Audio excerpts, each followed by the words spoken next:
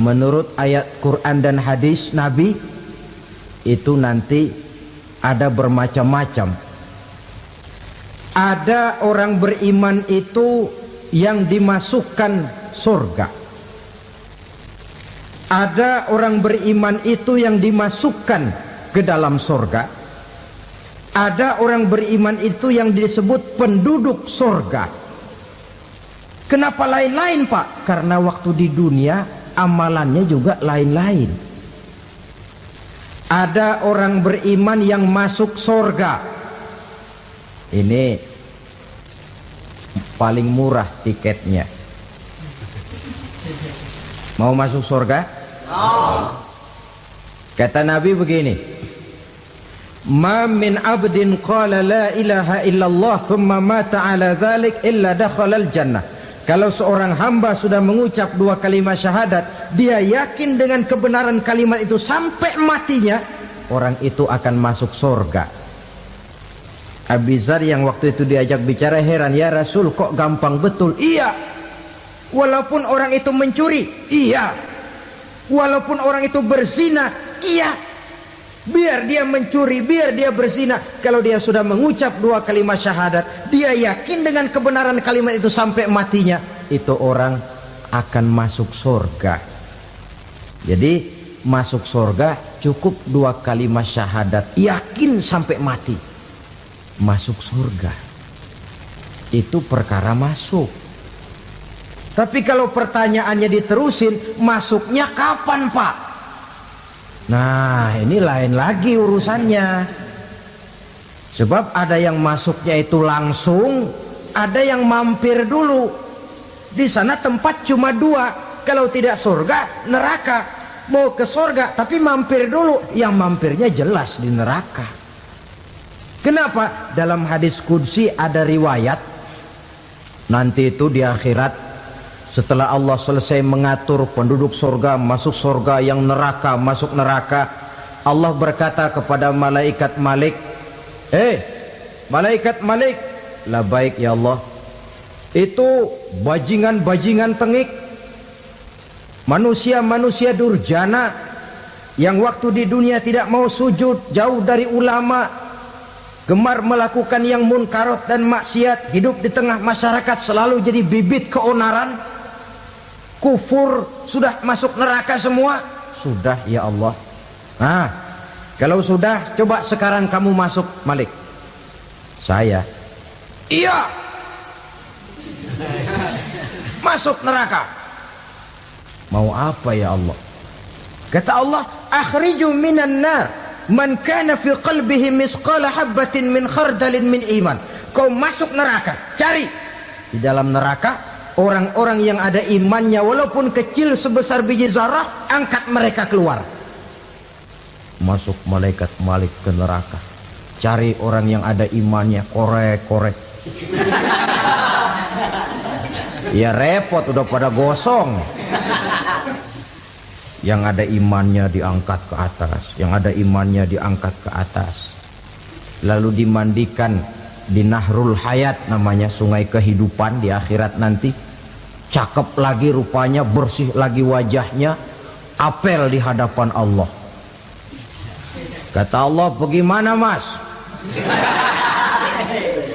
Kapok nggak sampean? Kapok ya Allah. Nah, kalau kapok, idhab fadkhulil jannah, pergi masuk surga sana. Berangkat mereka ke surga, ketemu sama teman-temannya yang udah sampai lebih dulu, yang nggak pakai mampir lagi.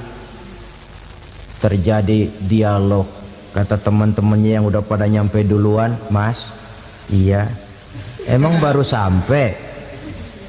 Saya baru sampai. Memang mampir di mana dulu mas?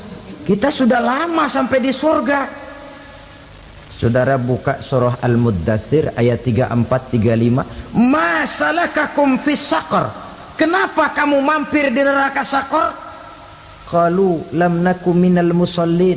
Mereka menjawab, kami mampir di neraka Saqar mas, gara-gara dulunya kami waktu di dunia tidak pernah sholat.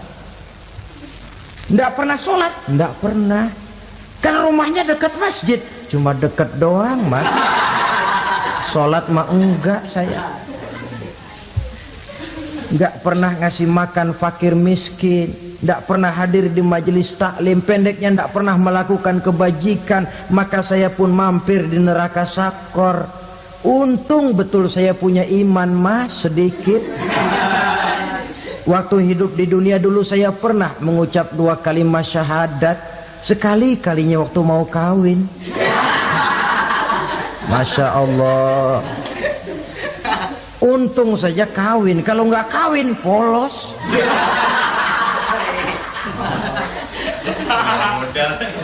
Itu juga pengulu sudah setengah mati ngajarin.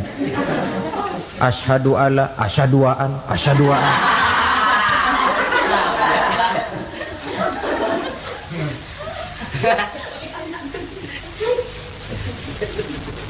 Ini namanya masuk surga, ada mampir dulu.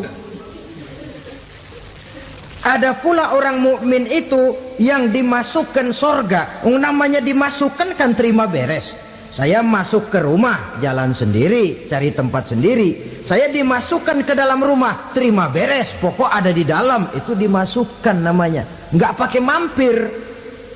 Tapi tentu tiketnya lebih mahal ketimbang yang pertama tadi. Apa kata Allah? Innal ladzina amanu wa amilus salihat la ukaffiranna anhum sayyi'atihim wa la udkhilannahum jannah. Sesungguhnya orang-orang yang beriman kemudian beramal soleh, kami hapuskan segala dosa dan kesalahannya, kami masukkan mereka ke dalam surga. Lihat ayatnya, Allah yang memasukkan, kita yang dimasukkan. Tidak pakai transit, tidak usah mampir. Cuma tidak cukup syahadat, tidak cukup amanu, tapi diiringi dengan wa'amilus salih. Iman, amal. Tidak cukup syahadat, lalu dibuktikan dia sholat, dia zakat, puasa, lalu dia melakukan berbagai macam kebajikan. Ini yang menyebabkan dia tidak pakai mampir di tempat yang bernama sakor. Lalu ada pula orang mukmin itu yang disebut penduduk surga. Wah, ini sudah VIP ini. Ashabul jannah, penduduk surga. Siapa mereka? Kata Allah, innal ladzina amanu summa istaqamu fala khaufun 'alaihim wala hum yahzanun ulaika ashabul jannah hum fiha khalidun. Sesungguhnya orang-orang yang beriman lalu istiqamah, tetap dalam melaksanakan perintah Allah, tidak goyah, tidak labil tapi stabil, istiqamah, mereka tidak takut dan tidak bersedih hati. Merekalah penduduk surga. Iman, istiqamah. Tidak punya duit, sembayang. Banyak duit, sembayang. Miskin, sembayang. Kaya, tetap sembayang. Istiqamah. Kadang orang kalau susah rajin ke masjid, banyak duitnya ngelihat masjid melengos.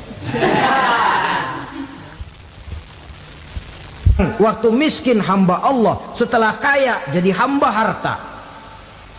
Bergeser, tidak ada nilai istiqomahnya. Saudara-saudara, dengan begitu penduduk neraka itu dua. Ada penduduk permanen, ada penduduk yang semi permanen. Yang semi permanen orang-orang beriman yang mempunyai dosa besar. Mereka masuk ke neraka untuk menerima azab sesuai dengan dosanya. Bila selesai masa azab itu, mereka akan diangkat untuk ditempatkan kembali ke dalam surganya Allah Subhanahu wa ta'ala. Nah, dikala itulah saudara-saudara, ada yang disebut syafaat dari Rasulullah Sallallahu Alaihi Wasallam. Tapi tentu jangan lupa, syafaat ini ibarat kain menambal dia. Kita punya kain bolong-bolong sedikit, syafaat yang menambal. Solat kita ada kurang dikit, sedekah kita ada campur riak dikit, amalan kita ada tidak karena Allah dikit, kita berharap syafaat. Jadi biarlah kain masih bolong-bolong, yang penting punya kain. Tapi kalau kainnya tidak ada, yang ditambal apanya? Sholat tidak, puasa tidak, zakat tidak, berharap syafaat saja. Ya, terlalu berlebihan itu.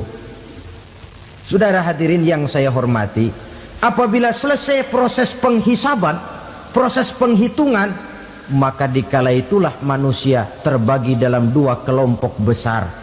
Fariqun fil jannah wa fariqun fis sa'ir. Sekelompok orang-orang beruntung yang masuk ke dalam surga, dan sekelompok lagi masuk ke dalam neraka. Ibu-ibu, saudara-saudara kaum muslimin rahimakumullah,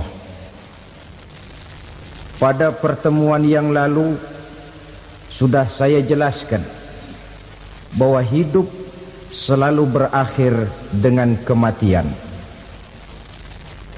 Apabila datang kematian menimpa seseorang, datanglah kiamat baginya. Itu yang disebut dengan kiamat kecil. Hakikatnya mati adalah perpindahan dari kehidupan di dunia ini menuju kehidupan di alam barzakh. Menunggu kita di alam barzakh sampai datangnya saat kiamat. Entah 10 tahun, entah 100 tahun, entah 1000 tahun, hanya Allah saja yang maha tahu. Adapun orang-orang beriman yang melakukan amal kebajikan dalam kehidupan di dunia ini, masa penantian yang lama di alam barzakh buat mereka sebentar saja. Tetapi bagi orang-orang kafir yang ingkar, yang tidak beriman kepada Allah, yang hidup di dunia cuma menumpuk-numpuk dosa, tentu penantian di alam barzakh akan merupakan waktu yang sangat lama. Bukankah dalam kehidupan kita waktu itu memang relatif? Contoh misalnya, bagi pemuda-pemudi yang sedang duduk asyik memadu cinta, waktu 4-5 jam saja rasanya cuma 4-5 menit. Tenggelam oleh keasikan. Tapi buat orang yang berbaring di rumah sakit, meratap di balik-balik apa itu tembok derita kata lagu, di balik dinding-dinding penjara, sehari bagai seminggu, seminggu rasa sebulan, sebulan boleh jadi rasa setahun. Penantian yang sangat lama. Kapan kiamat itu akan datang? Ini rahasia Allah. Jangankan kita yang orang awam, baginda Nabi sendiri tidak diberitahu oleh Allah kapan kiamat itu akan terjadi. Tetapi sungguh pun demikian, banyak hadis-hadis yang menjelaskan ciri atau tanda-tanda datangnya kiamat. Nah, kalau sudah bicara soal tanda, tanda kiamat itu ada dua. Pertama yang disebut alamatus sughra, tanda-tanda kecil. Ini waktunya masih ada tenggang. Ada yang dinamakan alamatul kubra, tanda-tanda besar. Artinya kiamat sudah diambang pintu. Apa tanda-tanda kecil dari datangnya hari kiamat itu? Misalnya kata Nabi, apabila ilmu sudah diangkat oleh Allah, artinya apabila ulama sudah banyak wafat, minat orang belajar agama berkurang, lalu kebodohan nampak merajalela di mana-mana, zina dikerjakan secara terbuka, minuman-minuman keras jadi kebanggaan, itu termasuk di antara tanda-tanda kecil terjadinya hari kiamat. Apalagi misalnya iza waladatil ammatu rabbataha, apabila budak sudah melahirkan tuan. Apa maksudnya? Ada yang mentafsirkan apabila anak sudah bisa membudaki orang tuanya. Orang tua yang melahirkan dia, yang membesarkan dia, demi setelah si anak besar jadi orang berpangkat, bertitel, berharta, berkedudukan, jadilah orang tua itu budaknya. Sehingga sering dibilang kalau orang tua kaya, anak jadi raja. Tapi kalau anak yang kaya, orang tua sering jadi budak. Apalagi munculnya fitnah yang bergelombang, timbul perang antara dua bangsa yang besar, waktu berjalan terasa sangat pendek sekali. Itu merupakan tanda di antara tanda-tanda kiamat. Termasuk di dalamnya sulit membedakan mana laki, mana perempuan. Kan kalau tanda-tanda kayak begini sekarang sudah banyak kita lihat kan. Ulama banyak wafat, penggantinya sulit. Zina dikerjakan berterang-terangan, minuman keras jadi kebanggaan, banyak anak membudaki orang tuanya, sulit membedakan mana laki mana perempuan. Kadang-kadang dari belakang kita lihat perempuan bener, begitu kita colek nengok jenggotan.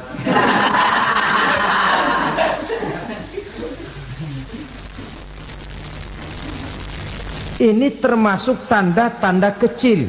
Masih ada tenggang sampai akan terjadinya kiamat itu. Nah, yang dimaksud dengan tanda-tanda besar, ini tanda besar artinya kiamat sudah diambang pintu. Pertama, matahari terbit dari sebelah barat.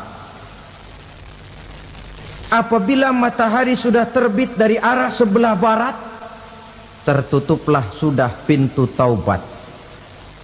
Bersabda Nabi kita, la taqumus sa'atu hatta tatlu'a syamsu min maghribiha. Tidak akan datang hari kiamat sampai matahari terbit dari arah sebelah barat. Fa iza tala'at, manakala matahari telah terbit dari arah sebelah barat, wara'ahan nasu, manusia banyak menyaksikan itu, amanu ajma'un, mereka pun lalu beriman. Yang tadinya kafir, yang tadinya ingkar, yang tadinya membangkang, setelah melihat matahari terbit dari sebelah barat, buru-buru beriman, berlomba-lomba mengucap dua kalimat syahadat. Tapi apa yang terjadi? Kata Nabi, wadzalika hina la yanfa'u nafsan imanuha lam takun amanat min qabl. Hari itu adalah hari yang iman sudah tidak berguna lagi bagi seseorang apabila sebelumnya memang dia tidak pernah beriman. Au kasabat fi imaniha khaira, atau beriman tetapi tidak pernah melakukan kebajikan di dalam keimanannya itu. Hari yang sudah kasib, hari yang sudah terlambat, beriman tidak akan ada gunanya lagi. Ini pelajaran buat kita. Sebelum sang surya terbit dari sebelah barat, sebelum nafas sampai di tenggorokan, artinya pintu taubat masih terbuka. Kalau dua hal itu sudah terwujud, nafas sudah sampai di kerongkongan atau matahari sudah terbit dari arah sebelah barat, tertutuplah sudah pintu taubat. Tak ada lagi gunanya pangkat, jabatan, harta, bahkan beriman pun dalam suasana macam itu too late, kata orang Kulon. Sudah terlambat. Matahari terbit dari arah sebelah barat, itu tanda besar, artinya kiamat sudah diambang pintu. Lalu apalagi tanda besar? Munculnya Dajjal. Dajjal artinya pendusta-pendusta yang menyesatkan manusia. Ada dua macam Dajjal, saudara. Ada Dajjal kecil. Ini Dajjal kelas teri. Kalau ini sejak zaman Rasulullah sudah ada itu. Tiap zaman ada. Di zaman Rasulullah misalnya ada yang bernama Aswad al-Unsi dari Yaman. Ada yang namanya Musailamah Al-Kazzab dari Yamamah. Ada yang namanya Ibnu Sayyad dari Madinah. Ini dajjal-dajjal di zaman Rasul. Musailamatul Kazzab memproklamirkan diri jadi nabi dia. Di zaman Rasul masih hidup. Ini dajjal zaman Nabi. Di zaman sahabat muncul dajjal-dajjal. Di zaman kita sekarang ini dajjal-dajjal pun gentayangan. Dajjal-dajjal kelas teri. Kerjanya mendustakan manusia, menyesatkan manusia, memalingkan manusia dari jalan yang benar dan diridhoi oleh Allah Subhanahu wa taala. Adapun yang merupakan tanda besar dari datangnya kiamat, dajjal-dajjal kelas kakap.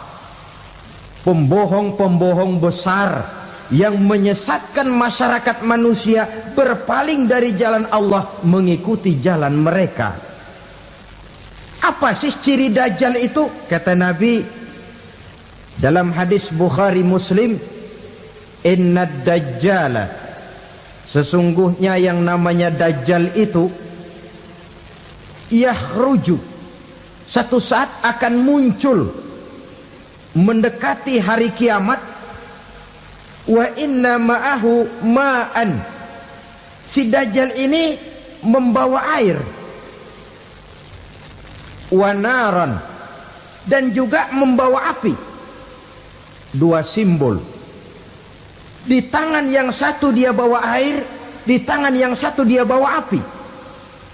Wa ammal ladzi yarahu an-nasu ma'an fanarun, adapun yang orang banyak lihat air, hakikatnya adalah api. Yang dilihat api, hakikatnya adalah air. Oleh sebab itu, kalau api yang ditawarkan, ambillah air. Kalau air yang ditawarkan, pilihlah api. Maksudnya apa ini? Ini bahasa simbol, saudara-saudara. Dajjal bicaranya seolah-olah untuk kepentingan manusia, menawarkan surga. Surga yang dia tawarkan hakikatnya neraka. Hai manusia, kalau kau mau bahagia, jangan dekat-dekat dengan agama. Solat itu tidak efektif dan efisien, tidak produktif dari segi ekonomi itu. Menghadiri majelis taklim cuma buang-buang waktu.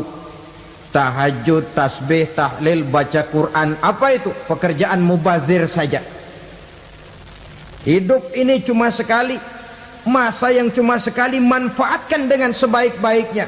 Mumpung, dibawanya sifat mumpung tetapi dalam pengertian yang sangat negatif. Bicaranya seolah-olah untuk kepentingan manusia, tetapi sebenarnya menjerumuskan manusia. Menawarkan air, tapi sebenarnya api. Menawarkan api, tapi hakikatnya air. Buat apa kamu sholat? Buat apa kamu bayar zakat? Buat apa kamu puasa? Surga yang dicanangkan Dajjal, hakikatnya neraka. Neraka yang digambarkan Dajjal, pada dasarnya adalah surga. Jadi memutarbalikan fakta itu kerjaan Dajjal. Yang hak jadi batil, yang batil dibilang hak, yang benar jadi salah, yang salah malah jadi benar. Tuntunan disuruh jadi tontonan, tontonan malah menjadi tuntunan. Itu pekerjaan Dajjal profesinya.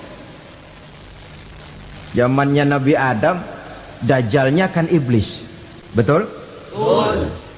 Apa sih gang kerayuan iblis itu? Allah setelah menciptakan Nabi Adam kan bilang, Adam, kau dan istrimu Hawa tinggal di surga ini. Seluruh fasilitas yang ada di surga persilahkan kau nikmati.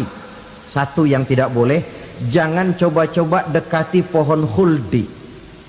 Dekat saja jangan, apalagi sampai memetiknya. Datang Dajjal yang namanya iblis ini. Adam, kamu tahu nggak kenapa tidak boleh makan buah khuldi? Ya nggak tahu, pokoknya saya dilarang. Bodoh kamu Dam. Khuldun artinya kekal. Kalau kamu makan itu buah, kau akan kekal di surga buat selamanya. Allah tidak kepengen, maka dilarang kamu makan buah khuldi. Kalau kau ingin kekal di surga Adam, makan saja. Saya bicara begini ini untuk kepentingan kamu Adam. Ini kan ciri-ciri Dajjal. Bicaranya sih seolah-olah untuk kepentingan Nabi Adam, hakikat sebenarnya menjerumuskan Nabi Adam supaya ingkar dan melanggar larangan dari Allah Subhanahu wa ta'ala. Jadi setelah muncul Dajjal, timbul kekacauan-kekacauan di masyarakat. Banyak yang terpengaruh, terpedaya dan terpesona. Termasuk mereka yang memproklamirkan diri jadi nabi. Mereka yang memproklamirkan diri jadi rasul di zaman sesudah Rasulullah wafat, itu adalah Dajjal-Dajjal. Maka saya ingatkan, kalau di zaman kita sekarang ini ada orang ngaku jadi nabi, ada orang ngaku jadi rasul, biar bahasa Arabnya kental, Quran hafal, hadis ribuan hadis hafal, biar pakai serban sampai menyengser ke tanah, bahasa Arabnya fasih, tapi dia mengaku jadi nabi, jadi rasul, kita umat Islam wajib tidak percaya. Wajib untuk tidak percaya. Itulah Dajjal-Dajjal zaman kita sekarang ini. Tidak mustahil mereka datang mempengaruhi orang awam supaya berpaling dari Rasulullah, mengikuti mereka. Nah, di akhir zaman nanti, mendekati hari kiamat, Dajjal ini muncul. Dajjal kelas kakap, menyesatkan masyarakat manusia untuk berpaling dari Islam, mengikuti seruan mereka. Apalagi di antara datangnya kiamat itu, tanda yang besar itu, turunnya Nabiullah Isa Al-Masih, putra Maryam. Menurut berbagai hadis yang sahih, Nabi Isa Al-Masih nanti akan turun lagi. Tidak membawa risalah yang baru, tapi meluruskan risalah Islam ini yang telah banyak ditinggalkan oleh masyarakat. Bahkan ada hadis menjelaskan beliau akan membunuh Nabi, mematahkan kayu-kayu salib, lalu melaksanakan haji dan umrah mengikuti syariat Nabi Muhammad, bukan membawa agama baru. Menjadi semacam mujaddid, reformer, menyelamatkan manusia dari bisikan Dajjal. Bahkan ada riwayat yang menjelaskan bahwa Nabi Isa berhasil mengalahkan Dajjal, mengembalikan masyarakat manusia kembali kepada ajaran Islam yang datang dari Allah, dibawa oleh Rasulullah Sallallahu Alaihi Wasallam. Dengan kata lain, turunnya Nabi Isa bukan sebagai Nabi dan Rasul baru, tetapi mengikuti syariat Nabi kita Muhammad Sallallahu Alaihi Wasallam. Saudara hadirin, ibu-ibu hadirat yang saya hormati, kemudian apalagi di antara tanda-tanda besar akan datangnya kiamat itu? Keluarnya asap atau awan. Kata Nabi, inna min asratis sa'ah dukhanan yamla'u ma bainal masyriqi wal maghrib. Di antara tanda-tanda kiamat, munculnya awan antara langit dan bumi. Ini pun diperkuat dalam surah Ad-Dukhan ayat 10. Fartaqib yauma ta'tis sama' bidukhanin mubin fayughshan nas hadza azabun alim. Bagi orang-orang yang beriman, mereka biasa-biasa saja. Tapi bagi orang kufur, datangnya asap dan awan ini merupakan azab yang kelewat pedih. Barangkali sedikit mendekati gambaran tentang azab yang pedih ini, saya ingatkan alam pikiran kita kepada peristiwa yang belum lama terjadi. Pernah dengar berita bocornya reaktor nuklir di Chernobyl, Uni Soviet? Pernah dengar? Nah, bocornya reaktor nuklir di Chernobyl yang mengakibatkan ratusan bahkan sangat mungkin ribuan nyawa. Cuma satu reaktor. Bagaimana kalau seluruh cadangan nuklir yang dimiliki oleh para negara adikuasa ini diledakkan? Bahkan yang konon menurut catatan cadangan nuklir yang dimiliki bersama oleh Amerika dan Rusia sekarang ini sudah sanggup memusnahkan 6 miliar manusia, 1,5 kali lebih banyak dari jumlah manusia yang nongkrong di permukaan bumi ini. Saudara-saudara hadirin yang saya hormati, lalu saat mendekati hari kiamat, apalagi tandanya setelah Nabi Isa wafat, pada saat turunnya yang kedua kali, lalu Allah meniupkan angin sejuk, semua orang-orang beriman, orang-orang baik wafat, sehingga penghuni bumi ini cuma tinggal lagi terdiri dari orang-orang kafir. Tidak ada lagi di bumi ini yang bisa mengucapkan Allah. Sehingga dalam hadis qudsi itu ada keterangan, innallaha azza wa jalla yaqulu li Israfil. Allah pernah pesan kepada malaikat Israfil, kata Allah, Israfil, idza sami'ta qailan yaqul Allah Allah fa akhirin nafakh 40 sanatan ikraman liqailiha. Hai Israfil, apabila kau dengar di permukaan bumi masih banyak orang yang mengucapkan Allah Allah, maka tunda sangkakala kiamat itu 40 tahun. Untuk apa? Ikraman liqailiha, menghormati orang yang mengucapkan Allah Allah itu. Wah, jadi karena sekarang masih banyak yang mengucapkan Allah, besar hatilah kita, masih jauh kiamat itu. Tapi jangan lupa, kiamat pribadi, kiamat kecil itu yang nggak kita sangka-sangka. Ajal datang mencabut nyawa, itu kiamat pribadi, dan itu yang pasti kita hadapi, dan itu yang membuat kita tidak boleh bersikap main-main di dalam kehidupan sekarang ini. Saudara hadirin yang saya hormati, tidak ada lagi orang-orang muslim. Seluruh penduduk dunia ini kafir. Lalu terciptalah struktur sosial yang berlandaskan prinsip hidup semau gue. Bakal terjadilah prinsip di mana yang kaya menyantap yang miskin, yang kuat menindas yang lemah. Hidup sudah bagaikan di rimba belantara, berlaku hukum rimba, siapa yang kuat dia yang menang, siapa yang lemah menjadi mangsa. Timbul kekacauan, maksiat merajalela, munkarat menjadi-jadi, sehingga isi bumi ini penuh dengan segala macam perbuatan dosa. Tidak ada perlunya lagi alam diperpanjang temponya. Datang saat yang sudah dijanjikan oleh Allah Azza wa Jalla, maka terjadilah yang disebut kiamat kubra, kiamat besar, kiamat ancur-ancuran. Bagaimana kejadian ini dimulai? Dalam surah Az-Zumar ayat 68, Allah Subhanahu wa taala berfirman, wa nufikha fis suri fasa'iqa man fis samawati wa man fil ardi illa man sya'allahu. Maka manakala ditiuplah sangkakala, terkejutlah seluruh yang ada di langit dan seluruh yang ada di bumi. Bila saat kiamat datang, Allah perintah malaikat Israfil, Israfil, tiup sangkakalamu.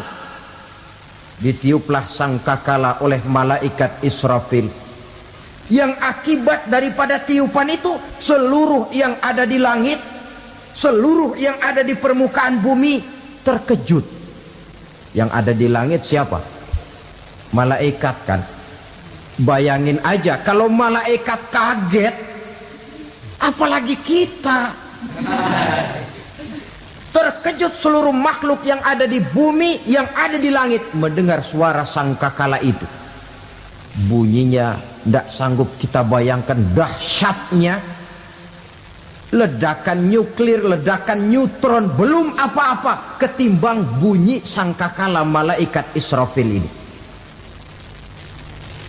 Nah, lalu mendengar bunyi sangkakala ini, gemparlah makhluk, kacaulah alam. Bumi gempa, planet-planet bertabrakan, gunung meletus, air laut tumpah ke darat, angin topan bertiup, halilintar menyambar. Lalu semua yang bernama hidup mati total. Mati bareng tanpa persiapan. La haula wala quwata illa billah. Saya kadang-kadang dalam tafakur bermohon, ya Allah, mudah-mudahan saya nggak nemuin kiamat beneran. Ngeri. Tidak bisa kita bayangkan macam apa suasana seperti itu. Allah saja banyak memberikan gambaran, misalnya Al-Qari'ah, wa mal qari'ah, wa ma adraka mal qari'ah. Kejadian yang menggemparkan. Tahukah kamu apa kejadian yang menggemparkan itu? Yauma yakunun nasu kal farasil mabsus wa takunul jibalu kal ihnil manfus. Pada saat itu manusia berterbangan bagai kupu-kupu. Gunung berterbangan seperti kapas ditiup angin. Gunung saja macam kapas, konon lagi manusia. Kematian total, mulai semut sampai gajah mati, jin mati, iblis mati, malaikat mati. Oh, malaikat saja mati. Saudara hadirin yang saya hormati, kematian total yang tanpa persiapan. Orang bilang, Pak, kalau mati bareng begitu yang repot malaikat maut dong ya. Cabut sana, cabut sini. Itu kalau menurut logika kita, mestinya begitu menurut logika. Tapi logika juga yang nggak perlu serepot itu. Sebab untuk mematikan listrik di wilayah DKI, di wilayah Jakarta, nggak perlu tiap rumah didatengin matiin, ya lama.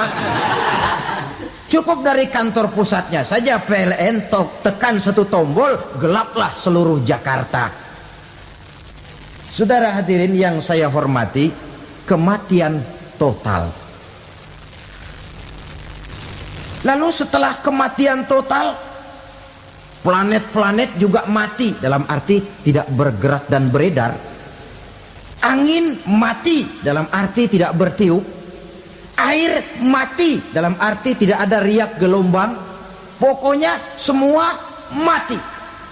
Kullu nafsin za'iqatul maut, semua yang bernafas mati. Dalam ayat lain, kullu man 'alaiha fan, semua yang ada di permukaan bumi fana. Yang kekal cuma Allah Subhanahu wa ta'ala.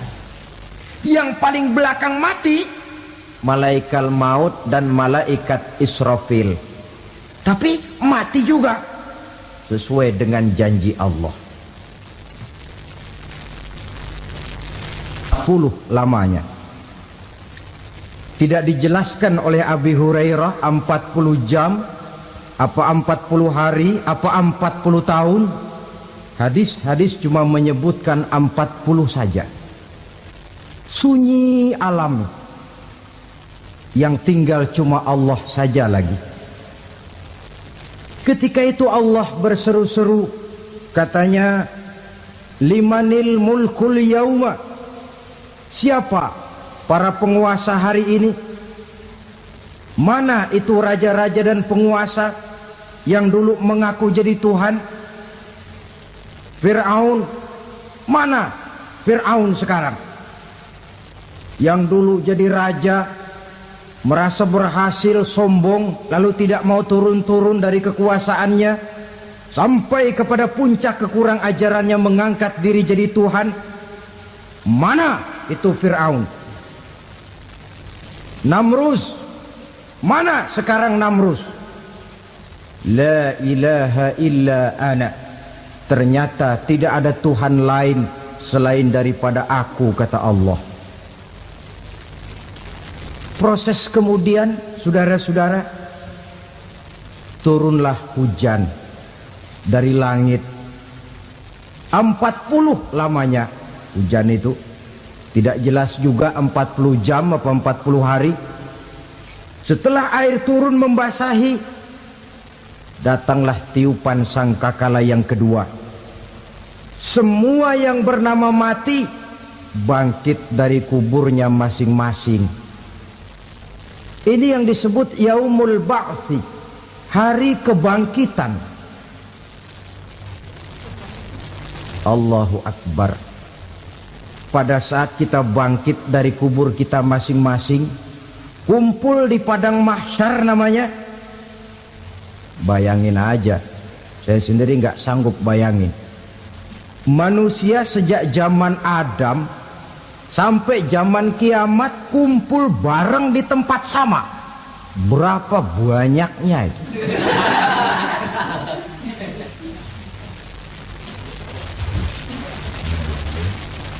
Dan yang luar biasa menurut satu riwayat, pada saat bangkit itu, Masya Allah, roman muka kita berubah,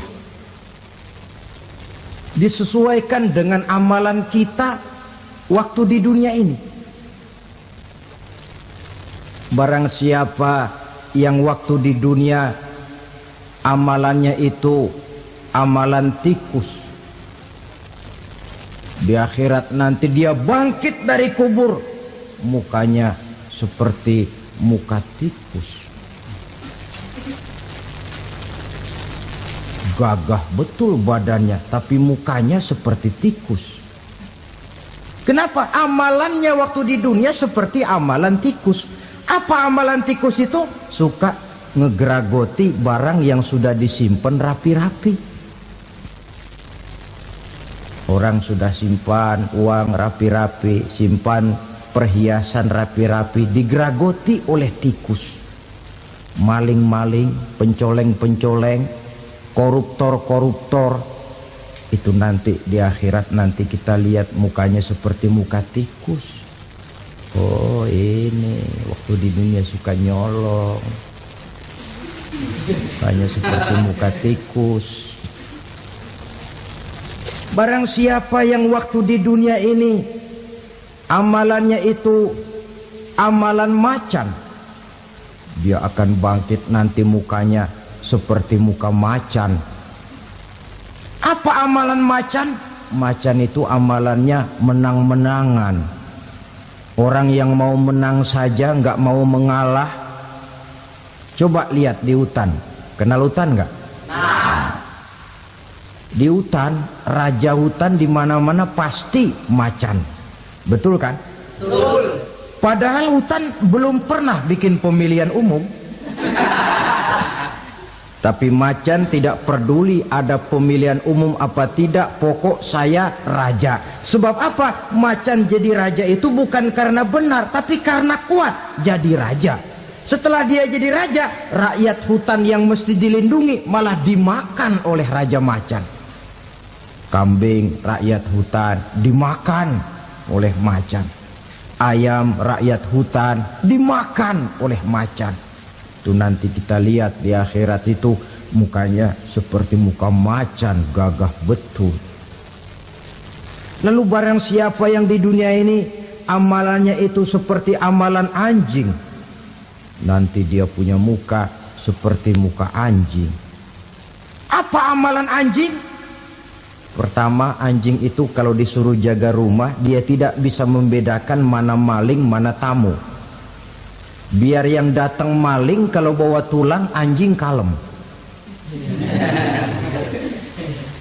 Yang kedua, anjing itu akan setia kepada siapa saja yang memberinya roti.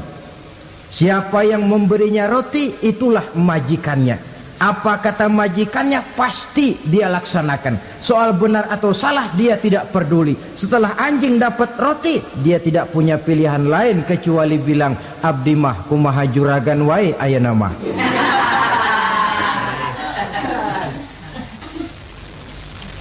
Saudara hadirin yang saya hormati, berkumpul di padang mahsyar, tiap orang sibuk dengan persoalannya masing-masing. Matahari waktu itu didekatkan oleh Allah, panas luar biasa. Ada yang saking panasnya itu mencucurkan peluh keringat sampai sebatas mata kakinya. Ada yang keringatnya sampai sedengkulnya, ada yang keringatnya sampai sepusatnya, ada yang keringatnya mengalir sampai sebahunya, ada yang kelelap oleh keringatnya sendiri, sementara orang di sampingnya nggak apa-apa. Bergantung lagi amalan dia waktu di dunia ini.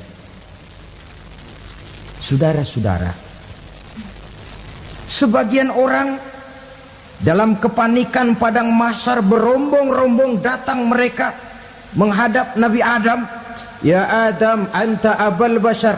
Hai Adam, Tuhan adalah bapak moyang manusia. Kami sebentar lagi akan disidang, dimintakan pertanggungan jawab. Tolonglah kami, hai Adam. Kata Nabi Adam, jangankan nolongin sampean, saya sendiri tanggung jawab di hadapan Allah. Ketika dulu tidak boleh makan khuldi, saya serobot. Sudahlah, urus diri masing-masing saja, nafsi. Begitu kata Nabi Nuh, begitu kata Nabi Ibrahim. Tiap orang bertanggung jawab sendiri-sendiri. Ketika itulah saudara-saudara, nikmatnya menjadi umat Nabi besar Muhammad sallallahu alaihi wasallam. Sebab apa? Walaupun menurut abjad kita ini umat paling belakang, paling belakang kita ini toh, karena Nabi Muhammad adalah Nabi akhir, tapi akan dihisap lebih dulu, lewat di atas sirat lebih dulu, masuk surga lebih dahulu ketimbang umat-umat belakangan. Ketika Rasul mendekati ajal, beliau tanyakan itu kepada malaikat Jibril. Malaikat Jibril berkata, Muhammad jangan khawatir, Allah sudah berjanji, inni haramtul jannata ala sairil anbiya hatta tadkhulaha anta, wa haramtuha ala sairil umami hatta tadkhulaha ummatuka. Surga aku haramkan buat seluruh nabi kecuali kalau engkau Muhammad sudah masuk ke dalamnya, dan surga aku haramkan buat seluruh umat kecuali kalau umatmu Muhammad sudah masuk ke dalamnya. Logikanya, walaupun menurut abjad kita umat paling belakang, bakal dihisap paling dulu, lewat di atas sirat paling dulu, masuk surga paling dulu, kalau mampir ke neraka juga paling dulu. Ya resiko. Jangan mau enaknya aja paling dulu. Saudara hadirin yang saya hormati, setelah masa kebangkitan itu jangan dikira begitu bangkit langsung diperiksa. Masih menunggu menanti ribuan tahun perhitungan padang mahsyar untuk sampai kepada proses yang disebut yaumul hisab, hari perhitungan. Seorang demi seorang bakal dipanggil. Bayangkan saja, kita se-RT saja di absen, kadang-kadang perlu waktu lama. Ini manusia sejak zaman Nabi Adam sampai datang hari kiamat, satu demi satu disidang di hadapan Qadhi Rabbul Jalil. Status sosial copot sudah waktu itu. Yang pernah jadi hartawan di situ tidak lagi kelihatan kehartawanannya. Yang pernah jadi jenderal tidak lagi dipanggil jenderalnya. Yang ustadz tidak lagi dipanggil al-mukarramnya. Seluruh status sosial selesai. Dipanggillah kita seorang demi seorang menghadap Qadhi Rabbul Jalil. Bagaimana proses penghisaban itu? Pertama, proses tanya jawab. Di antaranya ada hadis menyatakan, lan tazula qadama 'abdin yaumal qiyamah hatta yus'ala an arba'i khisalin. Besok di hari kiamat tidak akan bergeser telapak kaki seorang hamba sampai dia ditanya lebih dulu tentang 4 persoalan. Tentang ilmunya, kemana ilmu itu diamalkan. Tentang umurnya, di mana umur itu dihabiskan. Tentang masa mudanya, kemana masa muda itu dipakai. tentang hartanya, dari mana harta itu didapat dan kemana harta itu dibelanjakan. Ini termasuk proses tanya jawab. Jadi kalau istilah pengadilan dunia, nama Fulan bin Fulan. Kamu waktu di dunia diberikan umur panjang untuk apa? Pernah mengalami masa muda, kemana kau habiskan masa remajamu? Kau diamanahkan ilmu, dengan apa ilmumu kau amalkan? Kau diberikan harta, dari mana harta kau dapat, kemana kau belanjakan? Tak seorang pun yang bisa mungkir. Sebab apa? Dikala itu yang menjadi saksi bukan orang. Yang menjadi saksi adalah seluruh anggota badan kita. Tangan bicara, kaki jadi saksi terhadap seluruh amalan yang pernah kita kerjakan pada saat kehidupan di alam dunia ini. Selesai proses tanya jawab, lalu diperlihatkan buku catatan kita waktu hidup di dunia ini. Jangan lupa Allah itu menyiapkan 2 superkomputer kepada kita. Sebelah ditempelin sebelah kanan, yang sebelah tempelin di sebelah kiri. Komputer itu namanya Raqib dan Atid. 2 malaikat yang apabila baik kita lakukan, refleks saja akan menulis kebajikan kita. Jahat kita kerjakan, akan tertulis. Catatan itu nanti diperlihatkan kepada kita. Waduh, alangkah malunya pada saat diperlihatkan catatan kita, buku rapot kita merah melulu.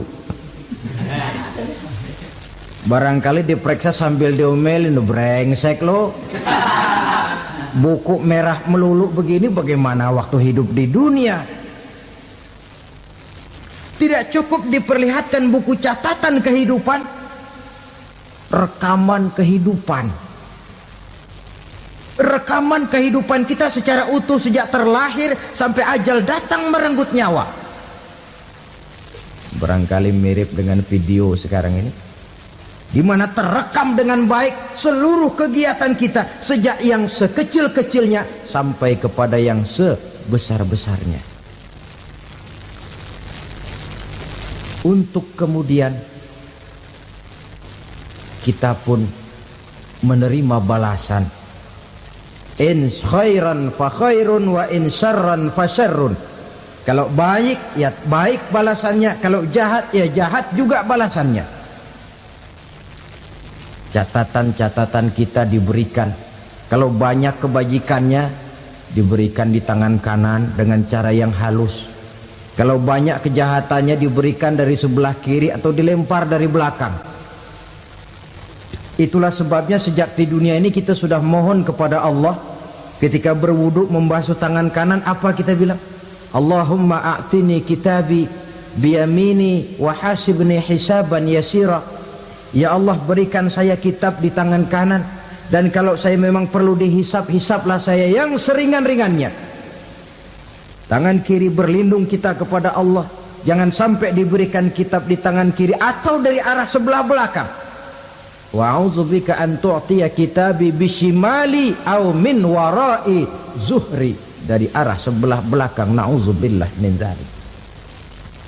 Setelah selesai lewat proses penghisaban, lewat mizan, timbangan, maka yang sudah selesai dihisab itu bergeraklah menuju sirat, jembatan yang terbentang menuju surga melalui neraka.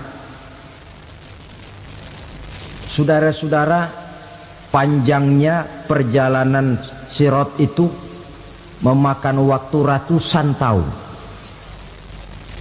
Tetapi orang yang lewat di atas sirat pun macam-macam, bergantung amalannya ketika di dunia ini.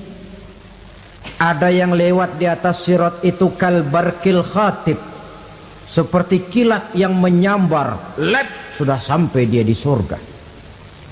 Cepat bukan main. Ada yang lewat di atas sirat itu seperti orang lari-lari. Ada yang lewat di atas sirat itu seperti orang jalan biasa. Ada yang sambil merangkak, ada yang sambil ngesor, ada yang sambil gelayutan, ada yang selamat sampai ke ujung ke surga, ada yang tergelincir jatuh masuk ke dalam neraka, bergantung amalannya dalam kehidupan di dunia sekarang ini. Tiap kita akan melewati yang namanya sirat ini. Saudara-saudara kaum muslimin yang saya hormati, dengan demikian mereka yang selamat melalui sirat sampai ke terminal akhir surga, mereka yang ketika dihisab ternyata banyak kejahatannya daripada kebaikannya, mereka singgah di dalam neraka.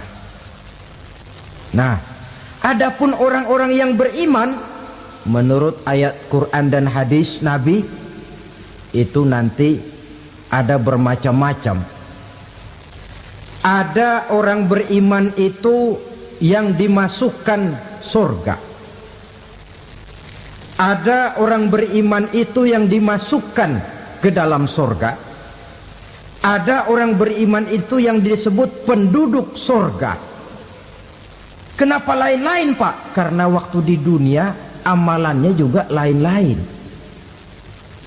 Ada orang beriman yang masuk surga. Ini paling murah tiketnya. Mau masuk surga? Kata Nabi begini, ma min abdin qala la ilaha illallah thumma mata ala dhalik illa dakhalal jannah.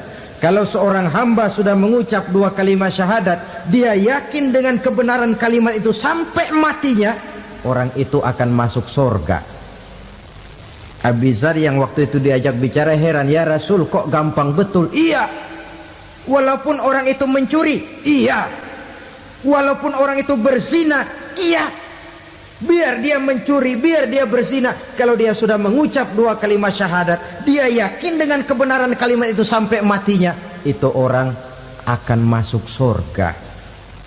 Jadi masuk surga cukup dua kalimat syahadat, yakin sampai mati, masuk surga. Itu perkara masuk. Tapi kalau pertanyaannya diterusin, masuknya kapan, Pak? Nah, ini lain lagi urusannya.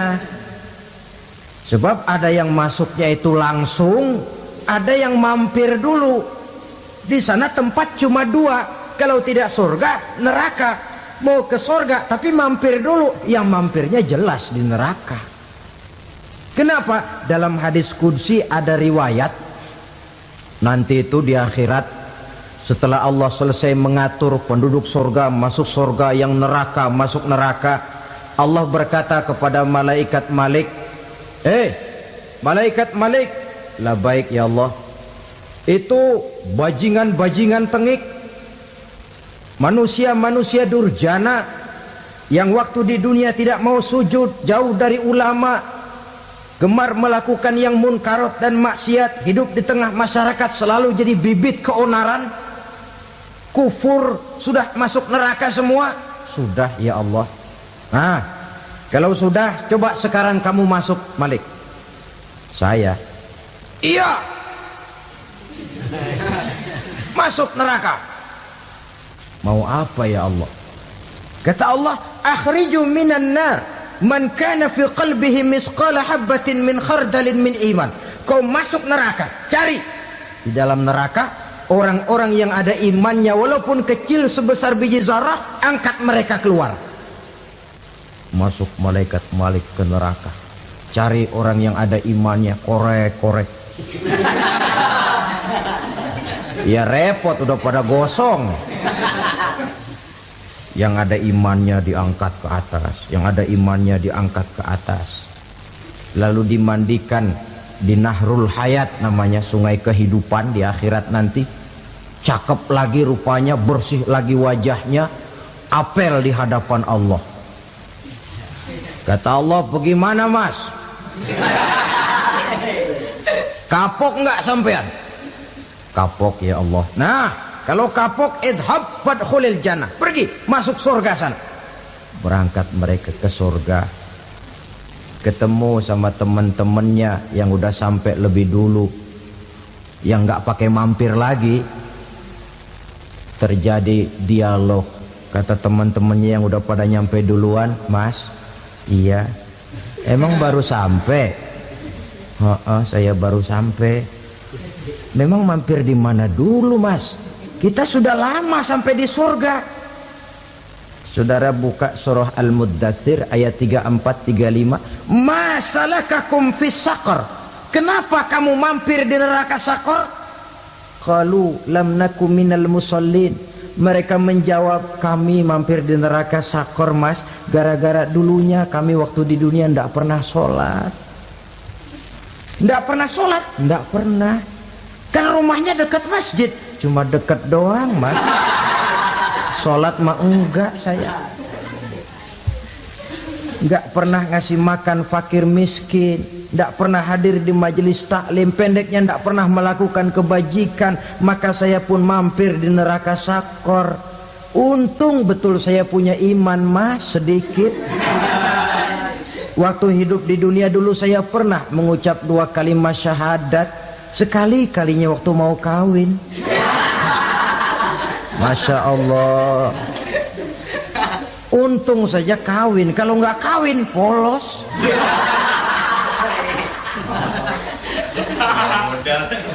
Itu juga pengulu sudah setengah mati ngajarin. Asyhadu alla, asyaduaan, asyaduaan.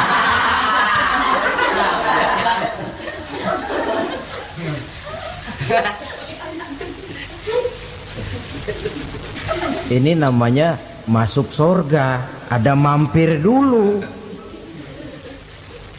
Ada pula orang mukmin itu yang dimasukkan surga. Namanya dimasukkan kan terima beres.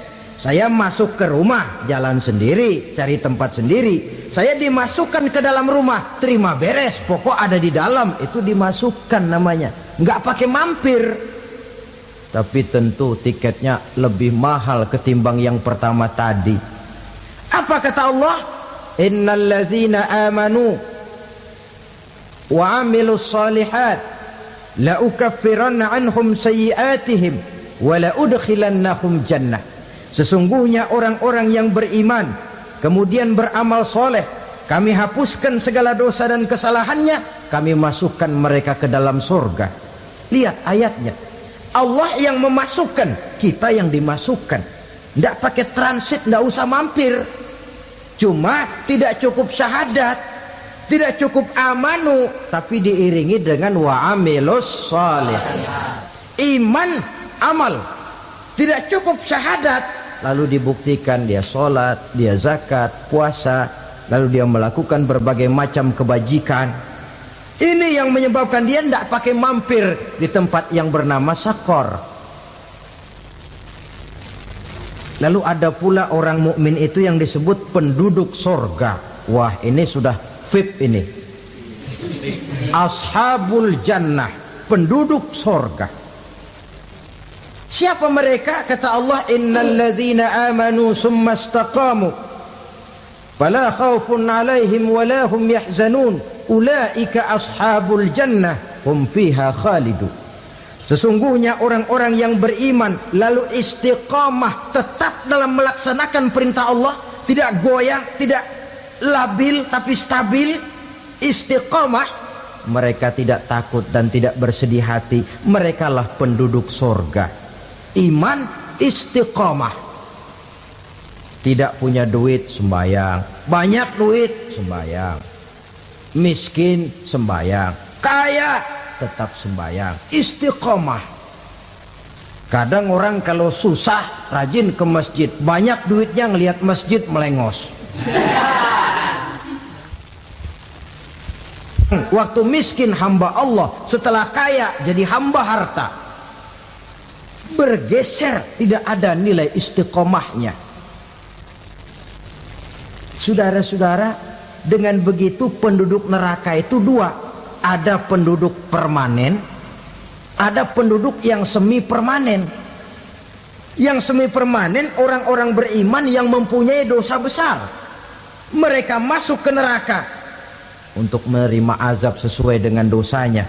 Bila selesai masa azab itu, mereka akan diangkat untuk ditempatkan kembali ke dalam surganya Allah Subhanahu wa ta'ala. Nah, dikala itulah saudara-saudara, ada yang disebut syafaat dari Rasulullah Sallallahu Alaihi Wasallam. Tapi tentu jangan lupa, syafaat ini ibarat kain menambal dia. Kita punya kain bolong-bolong sedikit, syafaat yang menambal. Solat kita ada kurang dikit, sedekah kita ada campur riak dikit, amalan kita ada tidak karena Allah dikit, kita berharap syafaat. Jadi biarlah kain masih bolong-bolong, yang penting punya kain. Tapi kalau kainnya tidak ada, yang ditambal apanya? Solat tidak, puasa tidak, zakat tidak, berharap syafaat saja. Ya, terlalu berlebihan itu. Saudara hadirin yang saya hormati, apabila selesai proses penghisaban, proses penghitungan, maka dikala itulah manusia terbagi dalam dua kelompok besar. Fariqun fil jannah wa fariqun fis sa'ir. Sekelompok orang-orang beruntung yang masuk ke dalam surga, dan sekelompok lagi masuk ke dalam neraka. Matahari waktu itu didekatkan oleh Allah, panas luar biasa. Ada yang saking panasnya itu mencucurkan peluh keringat sampai sebatas mata kakinya. Ada yang keringatnya sampai sedengkulnya, ada yang keringatnya sampai sepusatnya, ada yang keringatnya mengalir sampai sebahunya, ada yang kelelap oleh keringatnya sendiri, sementara orang di sampingnya enggak apa-apa. Bergantung lagi amalan dia waktu di dunia ini. Saudara-saudara, sebagian orang dalam kepanikan padang mahsyar berombong-rombong datang mereka menghadap Nabi Adam. Ya Adam, anta abal bashar. Hai Adam, Tuhan adalah bapak moyang manusia. Kami sebentar lagi akan disidang, dimintakan pertanggungan jawab. Tolonglah kami, hai Adam. Kata Nabi Adam, jangankan nolongin sampean, saya sendiri tanggung jawab di hadapan Allah ketika dulu tidak boleh makan khuldi, saya serobot. Sudahlah, urus diri masing-masing saja, nafsi-nafsi. Begitu kata Nabi Nuh, begitu kata Nabi Ibrahim. Tiap orang bertanggung jawab sendiri-sendiri. Ketika itulah saudara-saudara, nikmatnya menjadi umat Nabi besar Muhammad sallallahu alaihi wasallam. Sebab apa? Walaupun menurut abjad kita ini umat paling belakang, paling belakang kita ini toh, karena Nabi Muhammad adalah Nabi akhir, tapi akan dihisap lebih dulu, lewat di atas sirat lebih dulu, masuk surga lebih dahulu ketimbang umat-umat belakangan. Ketika Rasul mendekati ajal, beliau tanyakan itu kepada malaikat Jibril. Malaikat Jibril berkata, Muhammad jangan khawatir, Allah sudah berjanji, inni haramtul jannata ala sairil anbiya hatta tadkhulaha anta, wa haramtuha ala sairil umami hatta tadkhulaha ummatuka. Surga aku haramkan buat seluruh nabi kecuali kalau engkau Muhammad sudah masuk ke dalamnya, dan surga aku haramkan buat seluruh umat kecuali kalau umatmu Muhammad sudah masuk ke dalamnya. Logikanya, walaupun menurut abjad kita umat paling belakang, bakal dihisap paling dulu, lewat di atas sirat paling dulu, masuk surga paling dulu, kalau mampir ke neraka juga paling dulu. Ya resiko. Jangan mau enaknya aja paling dulu. Saudara hadirin yang saya hormati, setelah masa kebangkitan itu jangan dikira begitu bangkit langsung diperiksa.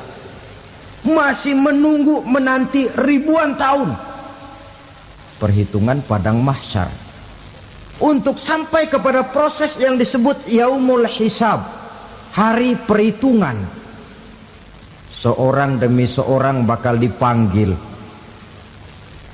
Bayangkan saja, kita se-RT saja di absen, Kadang-kadang perlu waktu lama. Ini manusia sejak zaman Nabi Adam sampai datang hari kiamat, satu demi satu disidang di hadapan Qadhi Rabbul Jalil. Status sosial copot sudah waktu itu. Yang pernah jadi hartawan di situ tidak lagi kelihatan kehartawanannya. Yang pernah jadi jenderal tidak lagi dipanggil jenderalnya. Yang ustadz tidak lagi dipanggil al-mukarramnya. Seluruh status sosial selesai. Dipanggillah kita seorang demi seorang menghadap Qadhi Rabbul Jalil. Bagaimana proses penghisaban itu? Pertama, proses tanya jawab. Di antaranya ada hadis menyatakan, lan tazula qadama 'abdin yaumal qiyamah hatta yus'ala an arba'i khisalin. Besok di hari kiamat tidak akan bergeser telapak kaki seorang hamba sampai dia ditanya lebih dulu tentang 4 persoalan. Tentang ilmunya. Kemana ilmu itu diamalkan? Tentang umurnya. Di mana umur itu dihabiskan? Tentang masa mudanya. Kemana masa muda itu dipakai? Tentang hartanya. Dari mana harta itu didapat dan kemana harta itu dibelanjakan. Ini termasuk proses tanya jawab. Jadi kalau istilah pengadilan dunia, nama Fulan bin Fulan. Kamu waktu di dunia diberikan umur panjang untuk apa? Pernah mengalami masa muda, kemana kau habiskan masa remajamu? Kau diamanahkan ilmu, dengan apa ilmumu kau amalkan? Kau diberikan harta, dari mana harta kau dapat, kemana kau belanjakan? Tak seorang pun yang bisa mungkir. Sebab apa? Dikala itu yang menjadi saksi bukan orang. Yang menjadi saksi adalah seluruh anggota badan kita. Tangan bicara, kaki jadi saksi terhadap seluruh amalan yang pernah kita kerjakan pada saat kehidupan di alam dunia ini. Selesai proses tanya jawab, lalu diperlihatkan buku catatan kita waktu hidup di dunia ini. Jangan lupa Allah itu menyiapkan 2 superkomputer kepada kita. Sebelah ditempelin sebelah kanan, yang sebelah tempelin di sebelah kiri. Komputer itu namanya Raqib dan Atid. 2 malaikat yang apabila baik kita lakukan, refleks saja akan menulis kebajikan kita. Jahat kita kerjakan, akan tertulis. Catatan itu nanti diperlihatkan kepada kita. Waduh, alangkah malunya pada saat diperlihatkan catatan kita, buku rapot kita merah melulu. Barangkali diperiksa sambil diomelin, brengsek lo. Buku merah melulu begini, bagaimana waktu hidup di dunia? Tidak cukup diperlihatkan buku catatan kehidupan, rekaman kehidupan. Rekaman kehidupan kita secara utuh sejak terlahir sampai ajal datang merenggut nyawa. Barangkali mirip dengan video sekarang ini, di mana terekam dengan baik seluruh kegiatan kita, sejak yang sekecil-kecilnya sampai kepada yang sebesar-besarnya. Untuk kemudian kita pun menerima balasan. In khairan fa khairun wa in syarran fa syarrun. Kalau baik ya baik balasannya, kalau jahat ya jahat juga balasannya. Catatan-catatan kita diberikan. Kalau banyak kebajikannya, diberikan di tangan kanan dengan cara yang halus. Kalau banyak kejahatannya, diberikan dari sebelah kiri atau dilempar dari belakang. Itulah sebabnya sejak di dunia ini kita sudah mohon kepada Allah. Ketika berwudu membasuh tangan kanan, apa kita bilang? Allahumma a'tini kitabi biyamini wa hasibni hisaban yasira. Ya Allah, berikan saya kitab di tangan kanan, dan kalau saya memang perlu dihisap, hisaplah saya yang seringan-ringannya. Tangan kiri berlindung kita kepada Allah. jangan sampai diberikan kitab di tangan kiri atau dari arah sebelah belakang. Wa a'udzubika an tu'tiya kitabi bishimali aw min wara'i zuhri, dari arah sebelah belakang. Na'udzubillah min dzalik. Setelah selesai lewat proses penghisaban, lewat mizan, timbangan, maka yang sudah selesai dihisab itu bergeraklah menuju sirat, jembatan yang terbentang menuju surga melalui neraka. Saudara-saudara, panjangnya perjalanan sirat itu memakan waktu ratusan tahun. Tetapi orang yang lewat di atas sirat pun macam-macam, bergantung amalannya ketika di dunia ini. Ada yang lewat di atas sirat itu kalbarkil khatib, seperti kilat yang menyambar, lep, sudah sampai dia di surga. Cepat bukan main. Ada yang lewat di atas sirat itu seperti orang lari-lari. Ada yang lewat di atas sirat itu seperti orang jalan biasa. Ada yang sambil merangkak, ada yang sambil ngesor, ada yang sambil gelayutan, ada yang selamat sampai ke ujung ke surga, ada yang tergelincir jatuh masuk ke dalam neraka, bergantung amalannya dalam kehidupan di dunia sekarang ini. Tiap kita akan melewati yang namanya sirat ini. Saudara-saudara kaum muslimin yang saya hormati, dengan demikian mereka yang selamat melalui sirat sampai ke terminal akhir surga, mereka yang ketika dihisab ternyata banyak kejahatannya daripada kebaikannya, mereka singgah di dalam neraka. Nah, adapun orang-orang yang beriman menurut ayat Quran dan hadis Nabi itu nanti ada bermacam-macam. Ada orang beriman itu yang dimasukkan surga. Ada orang beriman itu yang dimasukkan ke dalam surga. Ada orang beriman itu yang disebut penduduk surga. Kenapa lain-lain, Pak? Karena waktu di dunia amalannya juga lain-lain. Ada orang beriman yang masuk surga. Ini paling murah tiketnya. Mau masuk surga? Kata Nabi begini, ma min abdin qala la ilaha illallah thumma mata ala dhalik illa dakhalal jannah.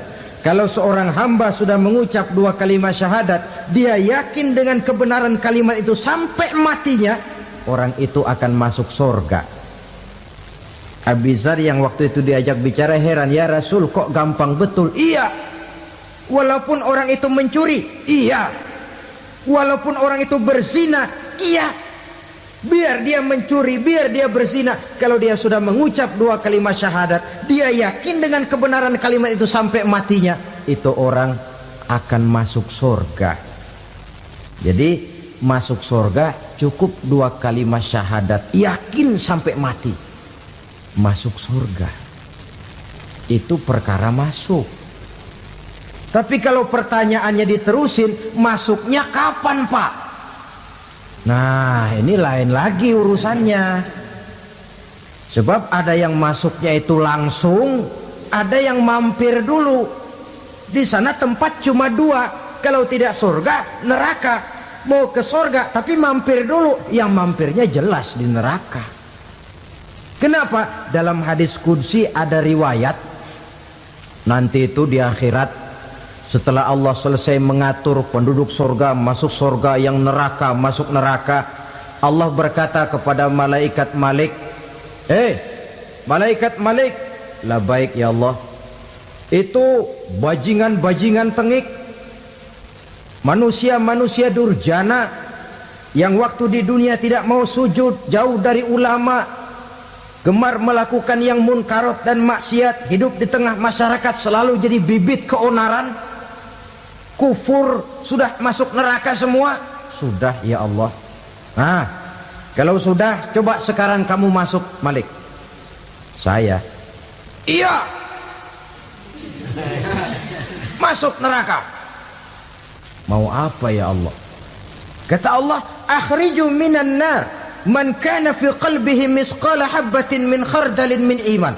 Kau masuk neraka, cari di dalam neraka orang-orang yang ada imannya walaupun kecil sebesar biji zarah, angkat mereka keluar. Masuk malaikat Malik ke neraka, cari orang yang ada imannya, korek-korek. Ya repot, udah pada gosong. Yang ada imannya diangkat ke atas, yang ada imannya diangkat ke atas, lalu dimandikan di Nahrul Hayat, namanya sungai kehidupan di akhirat nanti. Cakep lagi rupanya, bersih lagi wajahnya, apel di hadapan Allah. Kata Allah, bagaimana mas? Kapok nggak sampean? Kapok ya Allah. Nah, kalau kapok, idhab fadkhulil jannah, pergi masuk surga sana. Berangkat mereka ke surga, ketemu sama teman-temannya yang udah sampai lebih dulu, yang nggak pakai mampir lagi. Terjadi dialog. Kata teman-temannya yang udah pada nyampe duluan, mas, iya, emang baru sampai? Saya baru sampai. Memang mampir di mana dulu mas? Kita sudah lama sampai di surga. Saudara buka surah Al-Muddathir ayat 34-35. Ma salakakum fis saqar? Kenapa kamu mampir di neraka Saqar? Qalu lam naku minal musallin. Mereka menjawab, kami mampir di neraka Saqar mas, gara-gara dulunya kami waktu di dunia tidak pernah sholat. Tidak pernah sholat? Tidak pernah. Kan rumahnya dekat masjid. Cuma dekat doang mas, sholat mah enggak saya. Enggak pernah ngasih makan fakir miskin, enggak pernah hadir di majelis taklim, pendeknya enggak pernah melakukan kebajikan. Maka saya pun mampir di neraka Saqar. Untung betul saya punya iman mas, sedikit. Waktu hidup di dunia dulu saya pernah mengucap 2 kalimat syahadat. Sekali-kalinya waktu mau kawin. Masya Allah. Untung saja kawin. Kalau nggak kawin polos.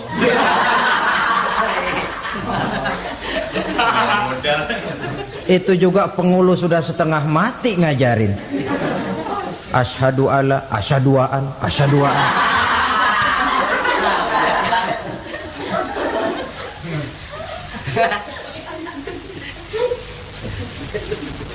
Ini namanya masuk surga, ada mampir dulu.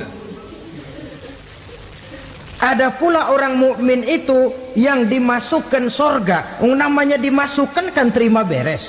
Saya masuk ke rumah, jalan sendiri, cari tempat sendiri. Saya dimasukkan ke dalam rumah, terima beres, pokok ada di dalam, itu dimasukkan namanya. Nggak pakai mampir. Tapi tentu tiketnya lebih mahal ketimbang yang pertama tadi. Apa kata Allah?